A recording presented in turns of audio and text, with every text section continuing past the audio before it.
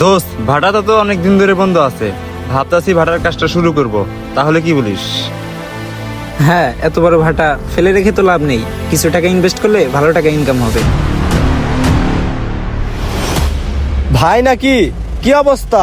কই থাকেন? এতদিন পর দেখা। আরে ছোট ভাই, পেলো না, আউটসাইডে অনেক কাজ ছিল তো, তাই এই কাজে সময় দিতে পারিনি। ভাবতাছি এখন এই কাজ শুরু করব। আরে ভাই, এতদিন পর কাজ কাম শুরু করতে আইছেন তো মালপাতি কিছু হইব না। তার মানে তুমি কি বোঝাতে চাচ্ছ? আরে ভাই বোঝেন না, লাখখানি কইলেই হবো। তার মানে তোমরা চাঁদার কথা বলছো? আমার ভাটা, আমার জায়গা, আমি কেন তোমাদের চাঁদা দেব? তাইলে মনে হয় আর সোজা আঙ্গুলে ঘি উঠবো না, আঙ্গুলে এখন বেকা করতে হইব। চাঁদা চাঁদা তোমাদের দিতে পারবো না। ওই চল, আজকে থেকে কাজ শুরু করব, তোমরা যা পড়ার করে নিও।